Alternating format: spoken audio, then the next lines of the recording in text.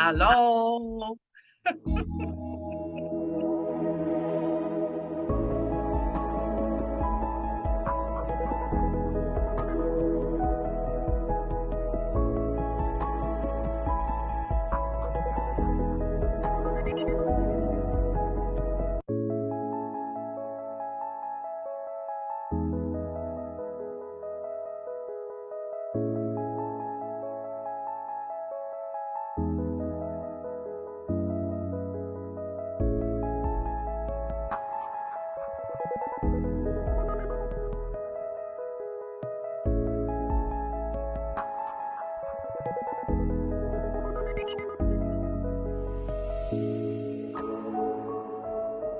Good evening, everybody. Hello, everybody. Happy Tuesday. I still Yes. don't remember which day of the week it is Yes, anymore. Tuesday. I'm Jean-Luc. I'm Nick. And we are here for our very first Sunday night chat with a special guest. So we're excited about Did you that. say Sunday? Oh, I don't know why I said Sunday. Tuesday. I told you I didn't know what day it was. Tuesday. See, I wasn't lying. I'm lost with my days. So Tuesday night chat, our very first Tuesday night chat for Kickstart Summer 2025.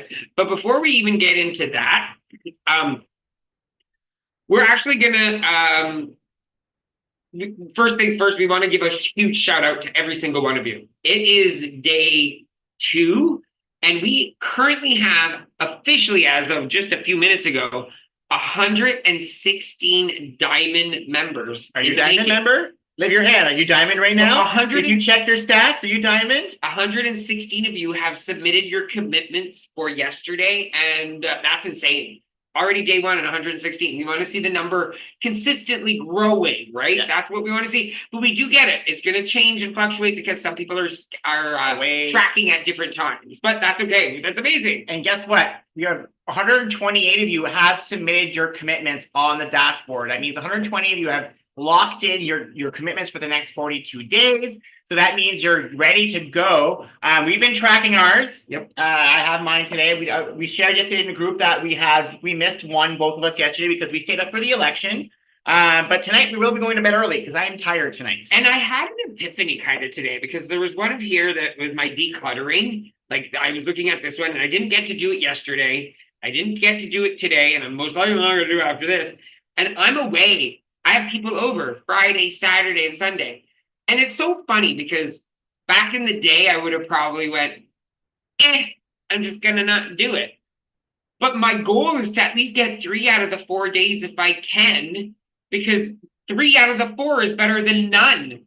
And that's why writing them down is such a cool thing, because it makes you realize that, it's not an all or nothing thing. It's an all or something, right? Let's do all of it, or at least do some of it, because that's what keeps us going. So I just wanted to share that right now.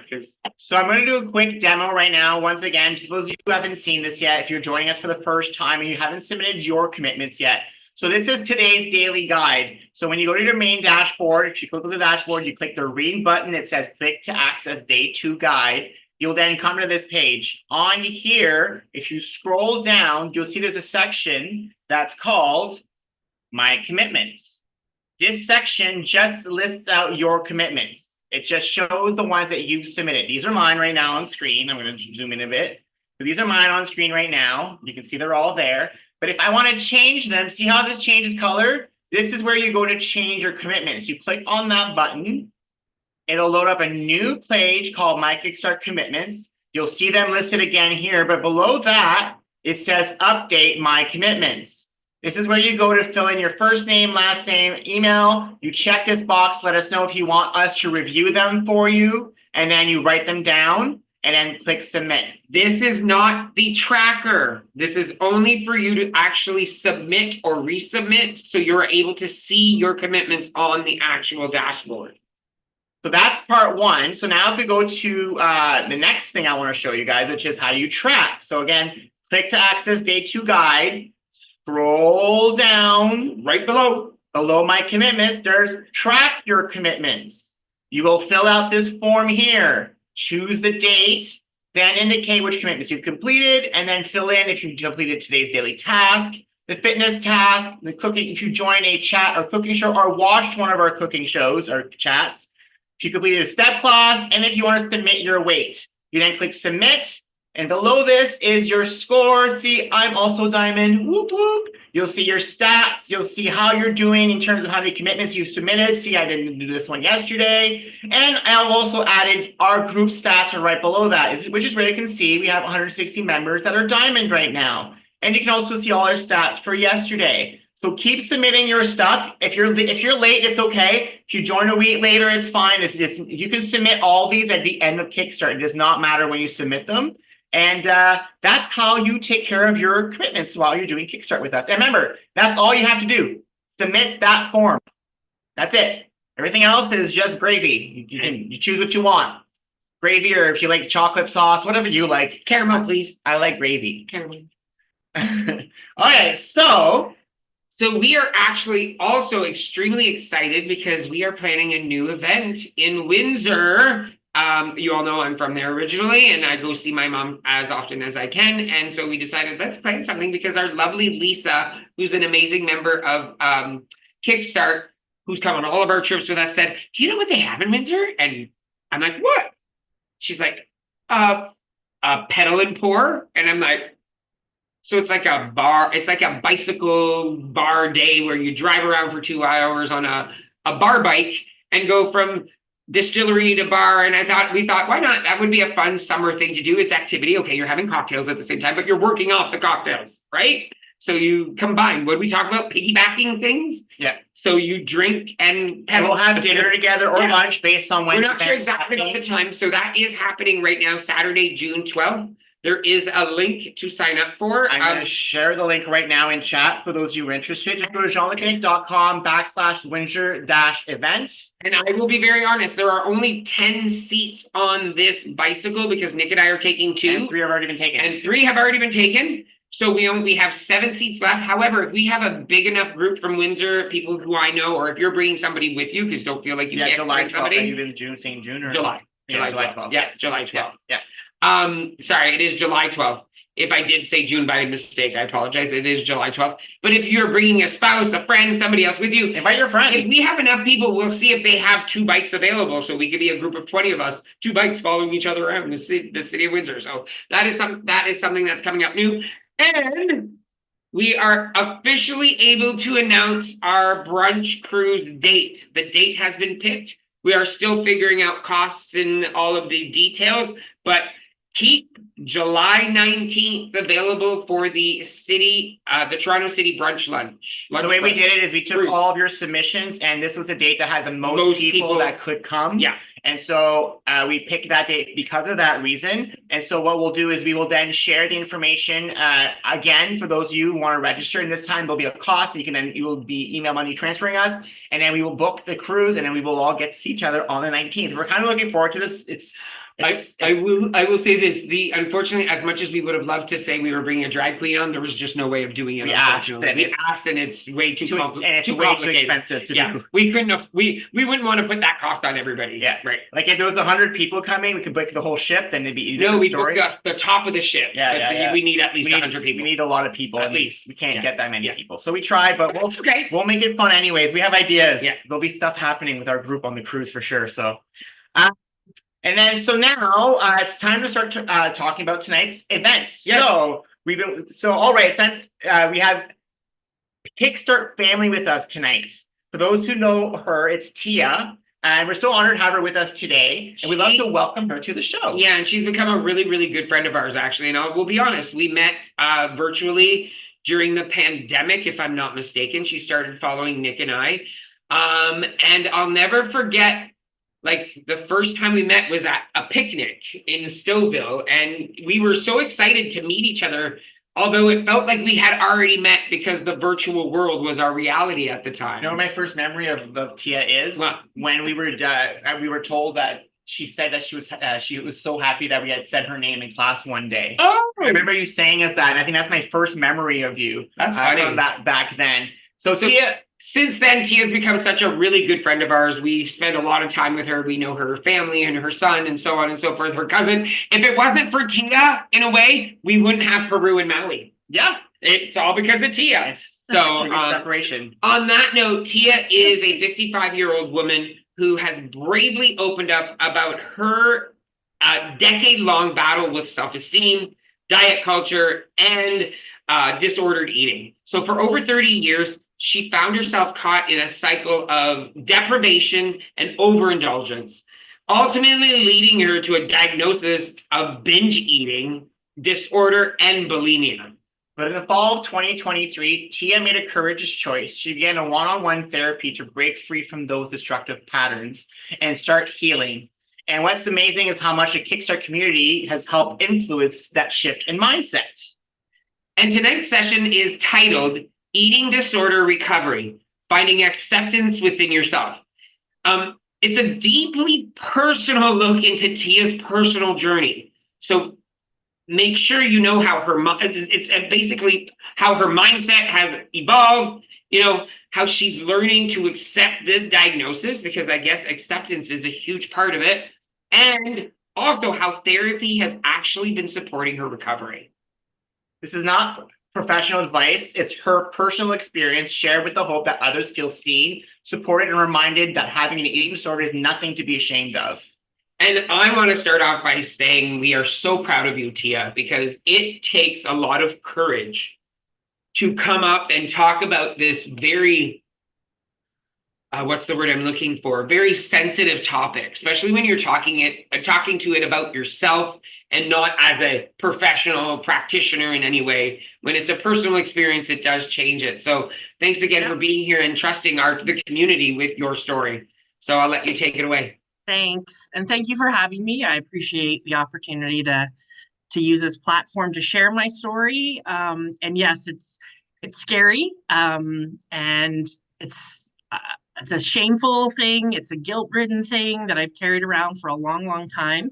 Up until very recently when I started my therapy about 18 months ago.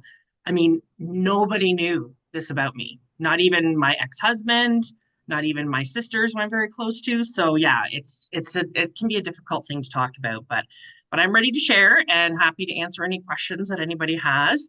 I'm going to try my best. I had made a sheet of notes of what I wanted to follow for my presentation, and I left them on my work computer at the office.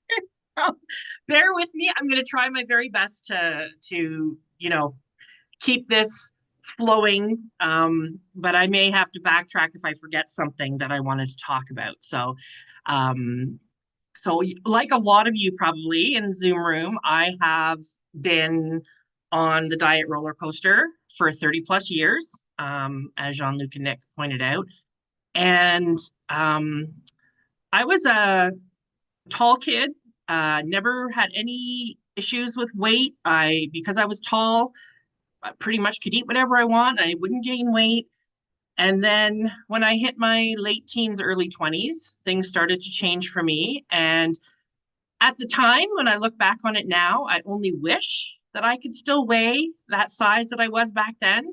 But of course, lots of outside factors, it wasn't so much social media back then, but even just magazines, things on television, just society in general telling you, what you should look like, thin is pretty, blah, blah, blah, all of that stuff. So I embarked on my first diet in my early 20s, and it was with Weight Watchers. And that's when my disordered eating started. Pretty much as soon as I started dieting. So for me, I have body issues, I have low self-esteem issues. So for me, I tied self-esteem to being thin.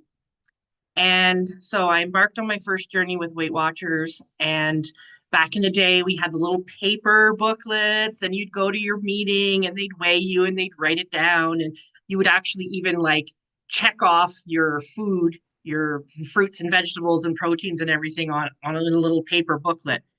And going to those meetings was always a very scary experience for me. I'm a people pleaser, and always, I was a good student. You never really got into trouble as a teenager.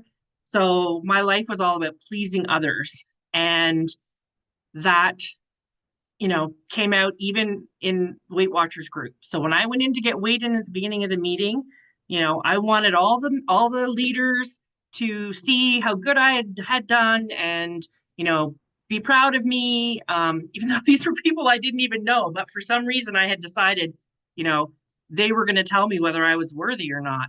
And as a lot of you know, when you first start a diet or something like Weight Watchers, generally it's you start to lose pretty much right away, and the first maybe few weeks, month or so is relatively smooth sailing, and then you might hit a plateau. And so I was always, trying to be under what I was, allowed to eat for the week. I exercised a lot, and when I started hitting a plateau, I tried to decrease my intake.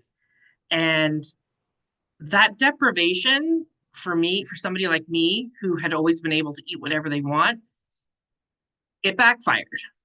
And I've heard somebody talk about restrictive dieting and deprivation as like a bow and arrow. And when you pull the arrow back on the string, this is you, uh, eating less, eating less, eating less, eating less, eating less, depriving yourself.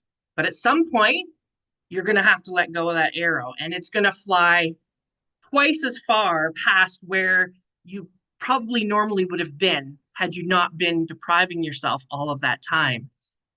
So I heard of bulimia. I knew it existed.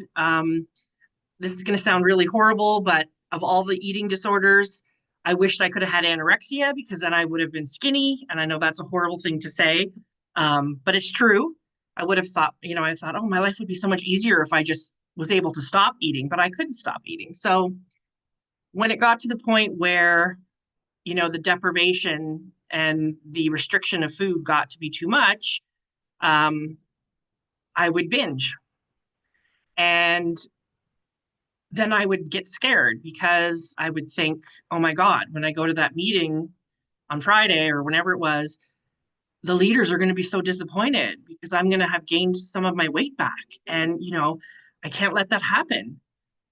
So that started me on the cycle of, if I found myself in a position where I had binged and gotten off track, I would use purging to try and offset that and hope that, there wouldn't be any weight gain on the scale going to the meeting.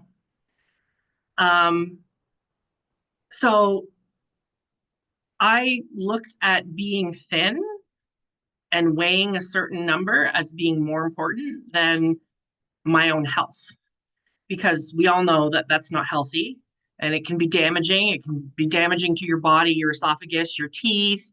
I still have issues to this day with like my gag reflex, because of all the years that I did this to myself. But the interesting thing is, so, I've been on multi diets. I've been on Weight Watchers numerous times. I've lost in excess of like 50, anywhere from 50 to 70 pounds. I've lost that much weight at least, I believe, 4 times in my life. And every single time I was on a weight loss journey, even the most current one where I met Jean-Luc and Nick when I found them on Weight Watchers a couple of years ago, I was binging and purging as a way to deal with, coping with the restriction of food. And when I felt the need to eat, then I would finally give in to the binge. I would eat copious amounts of food, and then I would purge thinking, oh, whew, okay, I'm good. Like, it's all gone. I don't need to worry about it. The interesting thing about my journey is that through all the diets, when I wasn't on a diet, the bulimia would subside.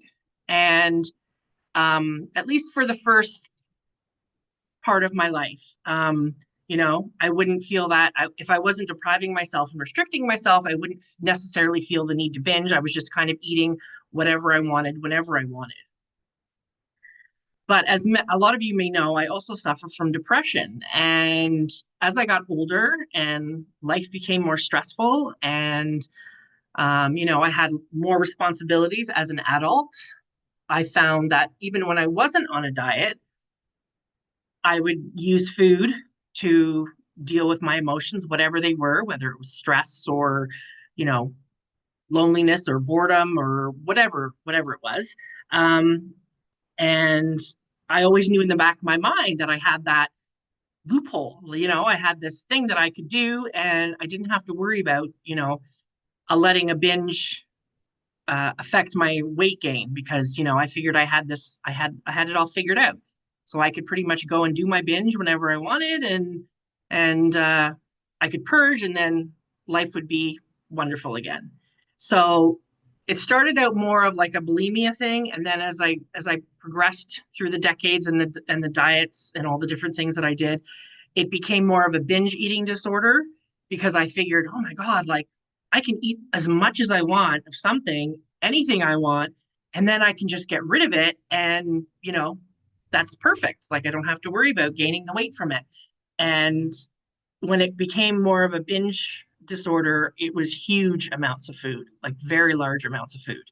I could eat, an entire cake and a bag of chips. I would pretty much eat until, you know, I felt so horrible that, making myself get sick was the only thing that was going to make me feel better. It was a horrible thing to do to my body. And looking back on it now, I had convinced myself that diet culture, if I could just figure out a way to lose the weight for good, I wouldn't have a problem anymore. I wouldn't be bulimic. I wouldn't binge eat. Like, you know, I would just do this until I got to this to be as skinny as I wanted. And then the disordered eating would go away and life would be perfect and everything would be wonderful and I would be worthy and everyone would love me. Um, but of course that never happened. And I just, over the years, just continued the same pattern over and over and over again. Um, but when I found Jean-Luc and Nick, this is when they helped me to realize that diet culture, how toxic diet culture was. And it helped me to kind of start rethinking and reframing things in my mind. It took a while, as I said, even on my most recent journey with Weight Watchers, I was still binging and purging. But I think it was after I gained all the weight back from that last go round. And there was no judgment. That's the amazing thing about Jean-Luc and Nick's community. Like, there's no judgment from anybody. So people who knew me when I first met Jean-Luc and Nick, and I was 75 pounds lighter than I am now, there's been no change in how people have treated me. It's all, of course, up here. It's my own, how we treat ourselves, right? And how we talk to ourselves.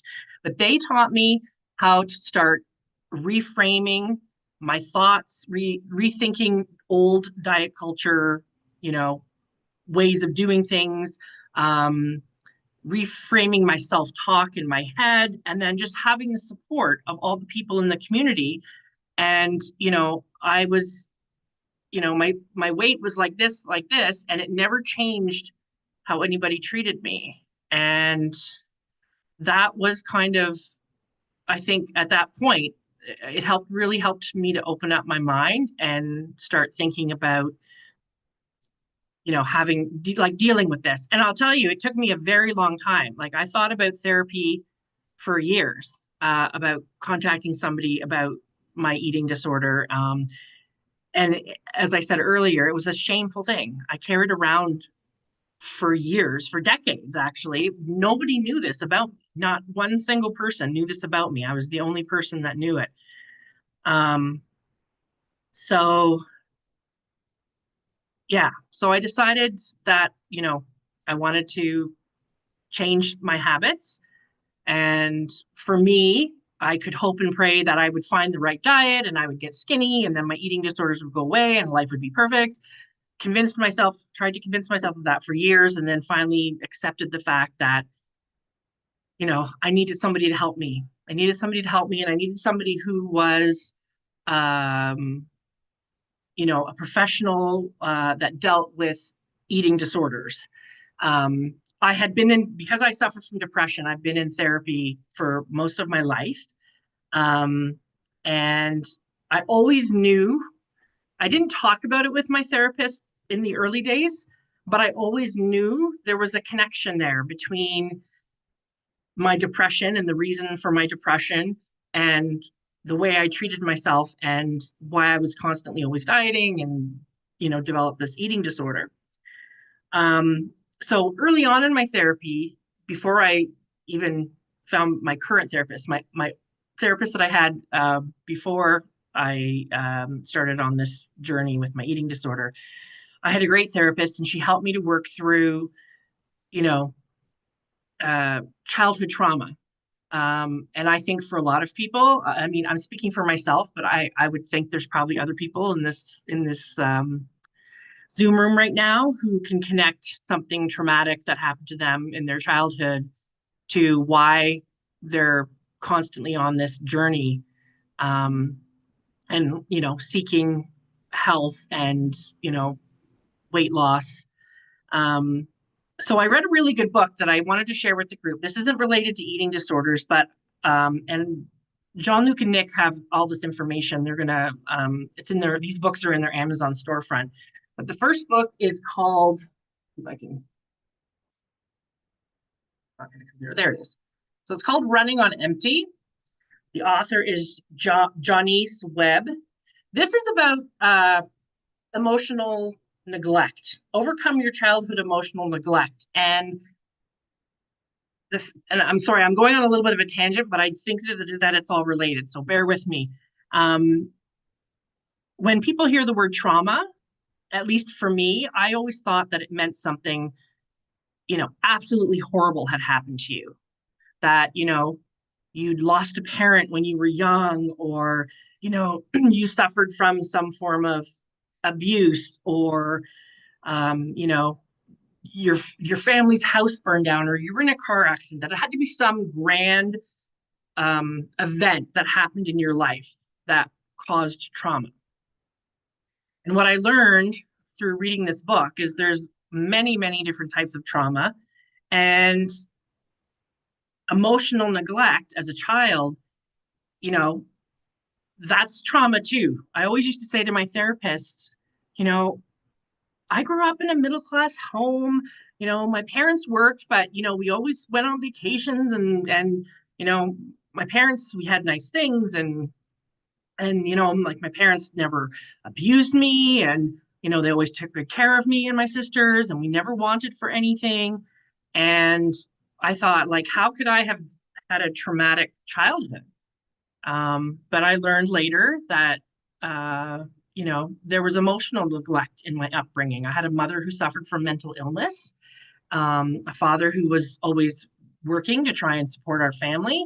And there was something missing from my childhood. So through my journey, I dealt with the whole idea that, I had emotional trauma as a child.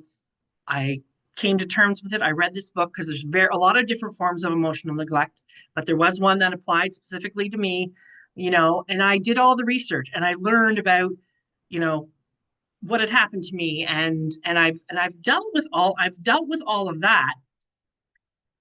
But yet it wasn't enough to deal, like, and again, I thought, okay, if I just deal with my childhood trauma, and then my eating disorder would go away and I would be able to get back on track.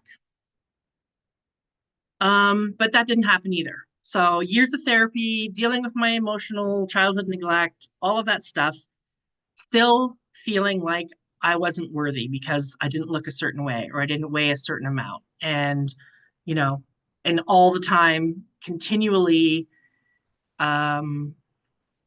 abusing my body, not taking care of myself. But that led to, of course, also the whole idea of, oh my gosh, I'm trying to think of the phrase right now. When you put on a face outside and people think, oh, oh, look at her, she's losing weight, she must be so healthy, she looks great. And then on the inside, I'm feeling guilt and shame. I feel like a phony. I feel like a phony because I'm presenting myself to be, yes, a mask. I'm presenting myself to be a certain way to people. And meanwhile, there's all of these horrible things going on inside. Um, so that takes its toll. Um, but now to come back to meeting Jean-Luc and Nick and finding their community and starting to reframe my thinking and understanding how toxic diet culture could be. I did a little research and I found a therapist locally. I live in Newmarket. She's local to me, and she specializes in eating disorders. Um, so all of my sessions with her have been virtual. I've never met her in person. Um, I started it late 2023, October 2023. And the first few sessions we just chatted. Um, but she was fantastic and she validated a lot of how I was feeling. And having a therapist who specializes in this, I can't, you know, if somebody else out there is dealing with this, or somebody who's dealing with this and they're looking to get into therapy, they really need to speak to somebody who knows about this specific disorder. I'm not knocking other therapists. As I said, I've been in therapy my whole life, but I have never felt so comfortable speaking to somebody about this secret that I carried around for all these years. And she just really gets it. She really, really gets it. And she validates. And that's made a huge difference. So with meeting her, obviously, I wanted to know how can I overcome this? What can I do? What's the work going to look like? So it was cognitive behavioral therapy. A lot of you probably have heard of that term. And I have another book that I used while I was working with her. She recommended it. And again, close enough. No, I gotta go away. Overcoming binge eating. Again, that will be in Jean-Luc and Nick's Amazon storefront. And this is really just, this is a very general book, but it has a lot of great facts about it. So it talks about all the different types of eating disorders, but it also gives you, it's a guide to doing the cognitive behavioral therapy that could help you overcome your eating disorder.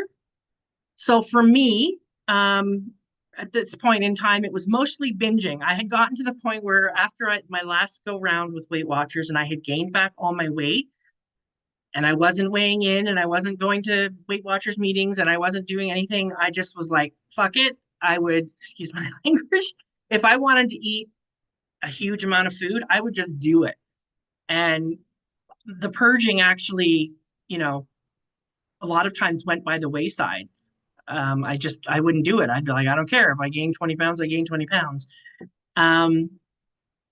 But so what happened when I started therapy is she explained to me that all of these years of starvation and deprivation and then overindulgence and bulimia and all of that, I needed to kind of level everything out. I needed to kind of reset my metabolism, as you were. So what I did, and it's in the book that I just showed you, Overcoming Binge Eating, it's tracking, but it's a different kind of tracking. There's an example of a chart in the book that shows you how to track your food. And so all I had to do for the first little while was just track my food. And I had to basically write down when I ate, what I ate, and how I was feeling while I was eating it. And then make a notation if it was a binge. And if it was a binge, was there a purge attached to it? And then just a column just to kind of make notes. And I could have anything I wanted. There was no restriction on what I could eat. I just had to track everything. And so I did that for a few weeks. And I would go to my therapy sessions and my therapist would look at the tracker. And I noticed something in the early stages of my therapy. I would, without even realizing it, toxic diet culture that's been embedded into my brain would come out from time to time. So, for example, she'd be going, and there was absolutely zero judgment. She would literally just review the page with me, and we would just talk about what I ate. So one day I was at work. It was during the winter, and my work offers like free hot chocolate during the winter time as an option instead of coffee or tea. And so she noticed in my afternoon snack, I put down that, I had a hot chocolate. And as we were reviewing it, I said, yeah, probably wasn't the best snack to be having, and, chocolate and sugar and whatever. And she's like, no, like you have to stop. You can't look at it that way. That's what you needed in the moment. So that's what you gave yourself. And she helped that was the first time that happened, but it continued to happen because I would honestly continue to make, judgments of myself about the choices that I made, even though she made zero judgments. Like it was just strictly review. But she helped me to learn that eating, that there were lots of different reasons for eating. One thing that I carried around with me all the years that I was dieting was that, and I would tell myself, why can't I just eat like to live? Like, why can't I just figure out a way to eat when I'm hungry and not eat when I'm not hungry? And, like, why do I have all these issues around like emotional eating and all of that kind of stuff? And she reminded me, like, okay, yeah, some people do eat emotionally, but she's like, there's lots of reasons to eat. There's a family celebration, a holiday. There's lots of opportunities in our lives where we eat, even though we may not be specifically hungry. We may not be eating for fuel. And I was like, oh, okay, I get it. Like, I don't have to feel guilty if I'm at a birthday party and somebody offers me a piece of cake. Like, that's okay. And that, again, it was like a mind shift. So after I started tracking my food, she said, okay, we're going to change things up a little bit. And she's like, I want you to still track your food. But she said, I want you to go at least 3 hours between a meal and a snack, but not more than 4. So you need to eat at a minimum every 4 hours. But if you're feeling like you need to eat within 3 hours, go ahead and eat. So I started tracking that. And that went along for a few weeks, months actually. And as we reviewed, so I would keep track of the times, and if I was outside of my time frame, so if I ate something, within 2 hours of the last time I ate, I would make a note, like I ate early. Or if I had gone more than 4 hours without eating, I would note that too. And when we reviewed my logs, I started to see the patterns. And when I went for a long period of time when I didn't eat because I hadn't planned well or for whatever reason didn't have access to food. Generally, if it had happened in the morning, later that day, I might want to binge. Or if it was later in the day, the next day, I could have a binge. And at first, the binges were still real binges, but eventually the binging of huge amounts of food stopped. And I just was able to recognize when I was just out of control with what I was eating. I wasn't eating a huge amount of food, but when I would write in my log about what I ate and how much I ate, I would always make the comment that, I felt out of control. So I made the connection, like I can't allow myself to go for a long period of time without eating something because that's just going to put me in a position where I could potentially have a binge, whether it's a true binge. There's in this book that I just showed you, they talk about having like a true binge where it's, you eat a huge amount of foods, or a perceived binge. So whereas before I could eat a whole cake and a huge bag of chips, I might, eat 6 cookies and think that I've had I've had a binge. Okay, yeah, 6 cookies is a lot. For somebody like me, 6 cookies is nothing. I can easily eat 6 cookies. But it's the way I ate them. If I felt like I was out of control when I ate them, if I felt like, I ate one and then I just couldn't stop, like there was nothing that could stop me. So doing the logging and learning to eat within these specific time frames, that's the cognitive behavioral therapy. That's the way you're retraining your brain, and resetting your metabolism. I'm happy to say that, so I did a year's worth of therapy from October 2023 to October 2024, and then my therapist went on maternity leave. So I've been about 6 months outside, like out of therapy. I haven't seen her. She just recently contacted me. I'm starting back with her again in May. That's definitely still work to do. But in that, so another thing, sorry, I'm a little bit all over the place. I hadn't weighed myself for a very long time before I started seeing her because I was afraid. I was afraid to step on the scale. I didn't know, I didn't want to acknowledge what was there. It took me a while, but about 6 months into my therapy with her, she said, like, I think we should start weighing. And I saw her biweekly, so I would only weigh myself twice a month.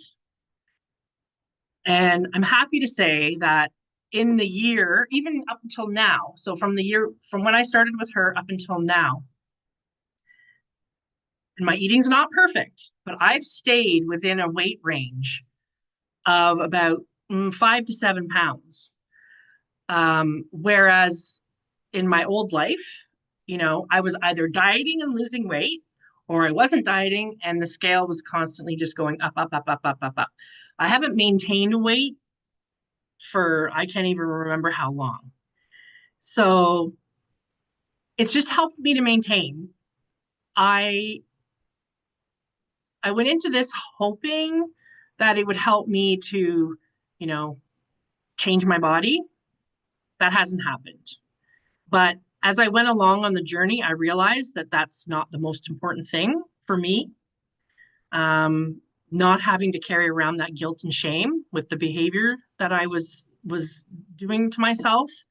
Getting rid of that was a huge part of it. Just not binging. I haven't had a big binge, probably since the early days of starting therapy. Don't get me wrong, I'm not a perfect eater and I still emotionally eat. And what I'm dealing with now, okay, so yes, I've maintained my weight for the most part for the last 18 months, but I'm not happy with it. I am at the heaviest I've ever been in my life.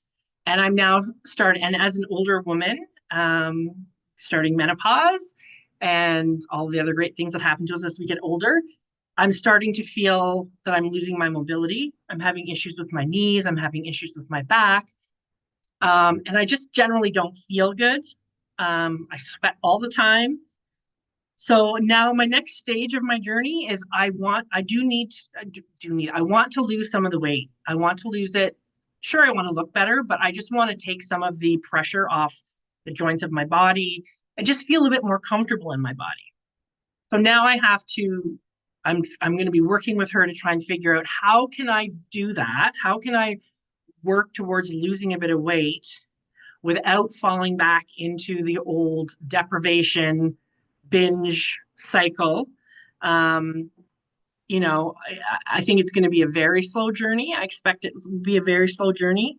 And that's fine. Like even just to lose a little bit of weight at a time, I think that's the way I'm going to have to do it. That's what's going to have to work for me. But also coming to terms with how I look now, because as I was preparing to do this chat, I realized that I am living my absolute worst nightmare from the time I started dieting in my early 20s. Like my absolute worst nightmare was being fat. And I'm fat. I'm obese. And I'm living it. And, yes, as I said, I want to lose some just because of my mobility and pressure on my joints, et cetera, et cetera. But I also have to kind of learn to accept that it's okay if I'm only going to, I'm not going to be a certain size. It's okay if I'm not going to be a certain weight. You know, it's a mind shift again, not putting that pressure on myself to have to do those things. And yeah, so I also want to say too, I acknowledge that I have a lot of privilege here. I'm very lucky that I have a job with benefits that allows me to hire a private therapist to help me with this, that I can afford to buy these books and do all of this. Not everybody will necessarily has access to that. And what I would say to those people are, there are some free resources out there for people. One of the places that my therapist directed me to, because I'm still dealing with body image issues and trying to overcome that. There's a place in Toronto, it's called Sheena's Place, and they specialize in supporting people with eating disorders. They have some in-person sessions, but most of the stuff that they do is virtual. And if you go to their website, you'll notice they work in a calendar like timeline. So like they have like a spring session, a summer session, a fall session, a winter session, kind of like the recreational guide for your local community when you do like swimming lessons or something like that with your kids. So, but you can go there. They actually have, I think it's every other Monday, don't quote me on that. You can go and do like a free session where they'll just tell you about the different things that they offer, the different programs and the different sessions that they have there. And then you can register and then you can sign up for free. It's free of charge. They have a lot of different things. So they have, body acceptance. They have, dealing with stress, finding your joy, and they have specific groups for people who are part of the LGBTQ community or people of color. But I think it's a great resource, a great free resource for somebody who, maybe isn't in a position to do a private therapy session. They're all group sessions. The only thing I will say is it's a very popular place. The programs are very popular. So what you have to do is you have to, do an information session if you're interested, get registered with their website, and then they'll email you when they're about to open up registration for a new term, session, whatever. And then you have to be aware of the day and get on there and sign up, or else like me, I've ended up on waiting lists for some of the stuff because I haven't been as fast getting onto it. But yeah, and they also have other, they have written resources there that you can look through. And yeah, so, if you don't have the opportunity to do this, privately, there's free resources out there for you to hopefully help you along. So yeah, it's still a journey for me. I'm going to be continuing going through it. Kind of the next phase, as I said, will be trying to figure out how to drop a little bit of weight without falling back into that black hole of toxic diet culture. So stay tuned. Maybe I'll come back in a year from now and do a follow-up. Oh my goodness, we would love that, Tia. I mean, I don't even know where to start. The first thing I want to say is thank you. Mm-hmm. Thank you for being so vulnerable. It's not easy to talk about what you just talked about. I think what you talked about, though, is it allows all of us. I think all of us have that hidden behavior. It might not be exactly what you're doing, what you were doing, but we all have that. Mine. I've always shared mine. Box of pasta with cheese and butter, and then hide the box after so people wouldn't see it. Yeah, that was my thing. And we all have something, an innate something we do that it's from something, trauma or whatever that's not. And so it's the fact that you're willing to share that with all of us and be open about what you've gone through. Yeah, definitely. And I love the message that you shared of finding the help that you need, and that it's not an easy, it's a struggle. The road is not always easy, but I see the spark in your eye and I see the want. You can tell, because you know what, when you start talking about it out loud and you're talking it to other people and you're making it a reality, right? Because when you keep it up, bottled up inside and don't say anything, that's what eats you away. Yep. And it's amazing that you're able to share this story with all of us. And we were lucky and privileged to be part of your journey. Tia. Thank you. And Thank you. we can't thank you enough for just being who you are to us and to so many others in this community as well. Again, everybody, you know, what Tia just shared with us is so empowering. And if anything you got from that is find the help and look for that help you need. Yeah, I think that's it. And as you said, it can be tough because you may not, you always find the right person the first time around. I got very lucky, but I think it's just, and it's something that you guys have always talked about is never giving up. Like you just have to take that next step, whatever it is. I had lost a whole bunch of weight when I first met you, and then I've gained it all back. Plus, you guys still love me the same. Everybody in the community is still as supportive as ever. But I knew in my heart, like, that wasn't the end of my journey. I wasn't just going to sit back and say, okay, well, that's it. Like, I'm just going to keep gaining weight and, having to, not being able to walk and do all the things that I want to do. You just have to take that, whatever that next step is, and you just keep trying. And so I'm just, 30 plus years and I'm still trying, but I haven't given up. And that's something that you guys really have ingrained in my mind about not giving up. You are the epitome then of if at first you don't succeed, try and try again, right? And that's all what we're all trying to do. Yeah. And so know that success is what you think success is, as far as the picturesque aspect of success, maybe is not the success that you really want. Right. And it's not, it's not where I started. Certainly, Right. Like, I feel like I've had a lot of success in the last few years just through the therapy. You may not see it on the outside, but it's happened on the inside. 20 years ago, I would have been like, I don't give a shit. I just want to be skinny. Like, I don't care. But, not having to carry that around with me anymore it's very freeing. It's very freeing. Thank you so much for sharing with us tonight, this evening, Tia. This was for having me. This is a great session. What an incredible session to start off our 2025 Kickstart. Summer. Oh my goodness, summer. Oh my God, I'm so excited. It's summer. Kickstart was already in January, honey. 2025 already started 4 months ago. Yeah, but summer Kickstart 2025. We can't thank you enough, Tia, for first of all being our friend, being vulnerable, being part of this amazing community.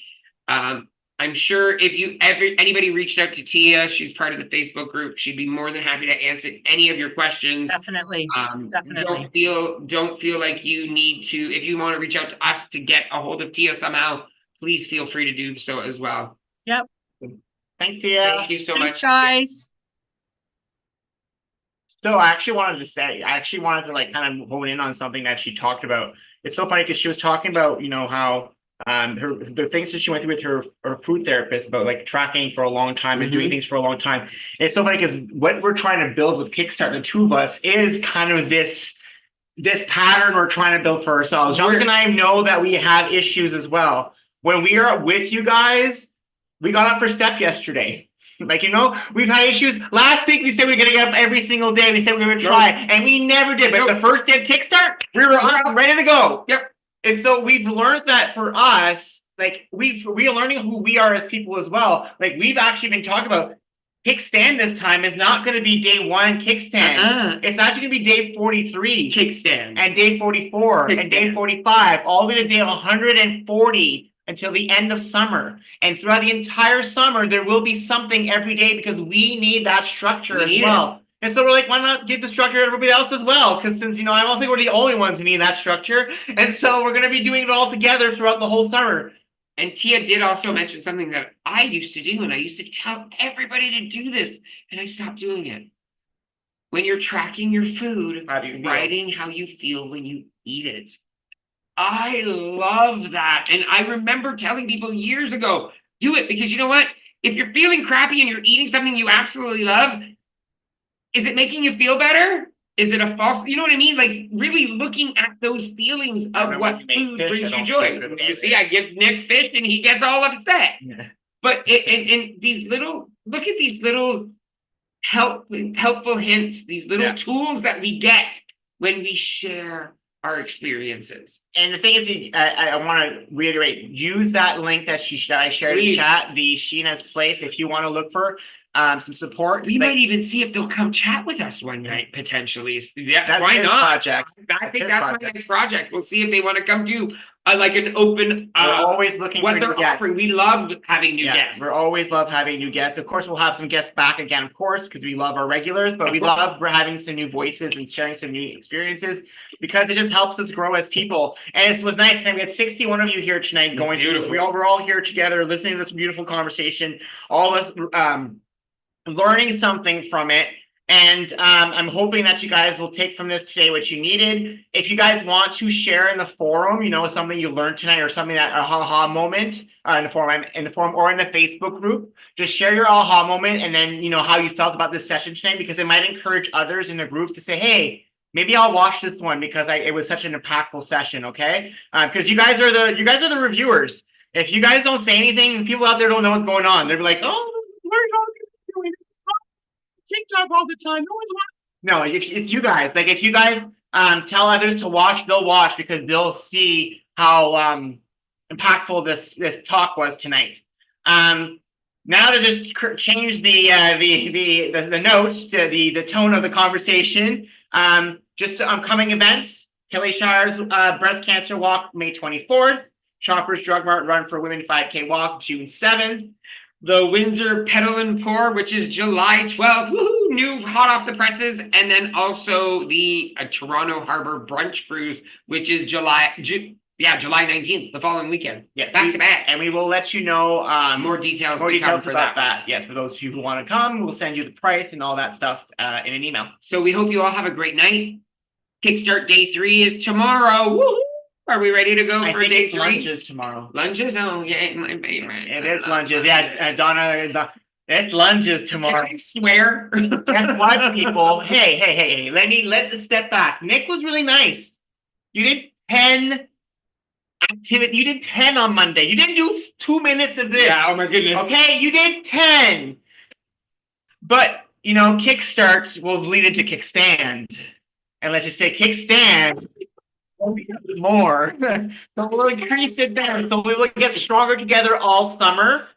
We will work together all summer. We will try to keep this momentum going all summer because we'll do everything we can, our best. And like I said earlier, because you just missed one day doesn't mean you have to give up for the rest of the week. Exactly. If you do one day, it's better than doing none day. None day. None day. That's the new day of the week, and you don't want it to exist. Is like the Sister Mary Clarence Day? Exactly. Sister Mary Clarence. I will follow him. Follow him wherever he goes. There isn't ocean too deep. On that note, everybody, have a great evening. Thanks again, Tia, for being here. Stick around. Zoom room. We'll chat with you guys in just a few seconds. And Saba's coming.